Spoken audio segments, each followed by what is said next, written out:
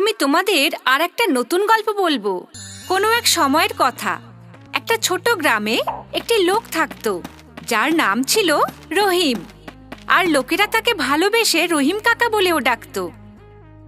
প্রত্যেক দিনের মতো আজ সকালেও রহিম কাকা আনন্দের সাথে কাজের জন্য বেরিয়ে পড়ল। আজ রহিম কাকা খুব খুশি ছিল, কারণ দুদিন পরেই ঈদ। আর সে ভাবল এইবার সে তার পরিবারের সাথে আনন্দ করে ঈদ পালন করবে। এই ভাবতে ভাবতে রহিম কাকা তার মালিকের দোকানে পৌঁছালো। আর অন্য দোকানে পৌঁছানোর জন্য সে আলুর বস্তা তুলে নিল আর রওনা দিল।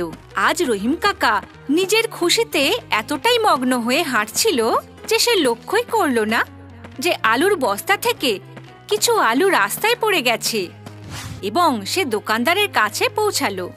এরপর যখন দোকানদার বস্তার ওজন করল, তখন সেখানে জিনিস কম ছিল, যাতে তার রহিম কাকার উপর সন্দেহ হলো, এবং সে রহিম কাকার মালিককে তা জানিয়ে দিল। এরপর রহিম কাকা ফেরত এলে তার মালিক তাকে বলল, আলুর বস্তা থেকে আলু কম কি করে হলো? হুজুর, আমি কিছুই জানি না। আমি তো এখান থেকে সোজা দোকানদারের কাছেই গেছিলাম। আচ্ছা, সোজা গিয়েছিলে, তাও জিনিসগুলো উধাও হয়ে গেল। এত মিথ্যা! আমি আজ পর্যন্ত কখনো কোনো বস্তার জিনিসগুলোকে হাতও দিইনি। যেমনকার তেমন ওটাকে সঠিক জায়গা মতো পৌঁছে দিয়েছে হুজুর। হয়তো রাস্তায় কোথাও পড়ে গিয়েছে। বিশ্বাস করুন হুজুর, আমি কিছুই করিনি। এই নাও তোমার টাকা, এরপর থেকে আর কাজে আসতে হবে না। এই বলে মালিক রহিম কাকাকে কাজ থেকে তাড়িয়ে দেয়। এরপর রহিম কাকা দুঃখী মনে উদাস মুখ নিয়ে বাড়ির দিকে যেতে থাকে। এখন সে বাড়ি যাওয়ার জন্য জঙ্গলের রাস্তা বেছে নেয়, এবং সেখান দিয়ে হাঁটতে হাঁটতে রাস্তায় একটি ছাগল আর তার বাচ্চাকে দেখতে পেল। সে তাদের মালিককে খোঁজার জন্য জঙ্গলের চতুর্দিকে দেখতে থাকে, কিন্তু সে কাউকেই দেখতে পেল না। তাই সে ওই ছাগল আর তার বাচ্চাটিকে নিজের সাথে বাড়ি নিয়ে গেল। বাড়ি পৌঁছাতেই রহিম কাকার ছেলে ওই ছাগলটাকে দেখে খুব খুশি হলো আর বলল, বাবু, আজকে তো খুব ভালো খাওয়া হবে। দাও, ওই ছাগলটা আমাকে দাও। আজকে এটাকে রান্না করে খাবো, খুব মজা হবে।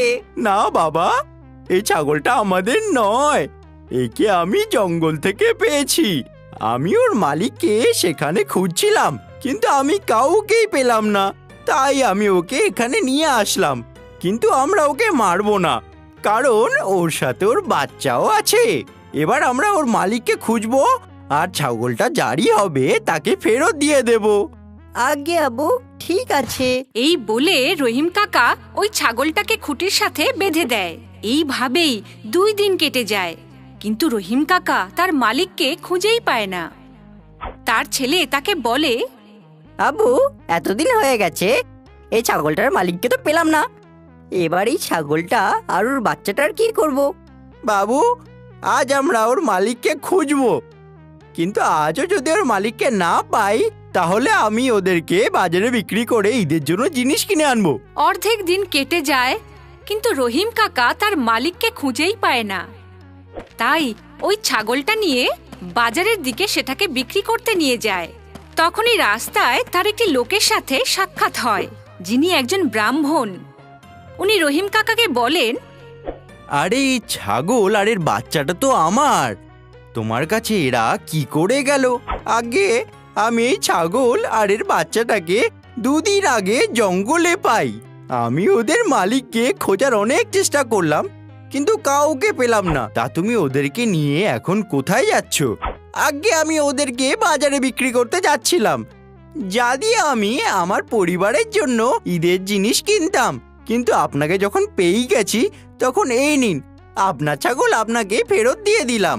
এই বলে রহিম কাকা ব্রাহ্মণকে ছাগল ফিরিয়ে দিয়ে বাড়ির দিকে এগিয়ে যায়। তখনই ব্রাহ্মণ তাকে ডেকে দাঁড়াতে বলে আর জিজ্ঞাসা করে, তুমি কাজটা কি করো?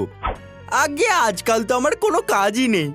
তুমি আমার ছাগল আর ওর বাচ্চাটার 2 দিনে যা যত্ন করেছো, তুমি কি আমার ছাগলগুলো চড়ানোর কাজ করবে?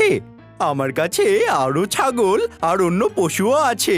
আগে নিশ্চয়ই। ব্রাহ্মণ পুরস্কার স্বরূপ তাকে কিছু অর্থ দেয় যাতে সে ঈদ পালন করতে পারে। এইভাবেই ঈদের অন্তিম পর্যায়ে সে তার সততার ঈদই পেয়ে যায় এবং নিজের ভরণ পোষণ করার জন্য কাজও পেয়ে যায়।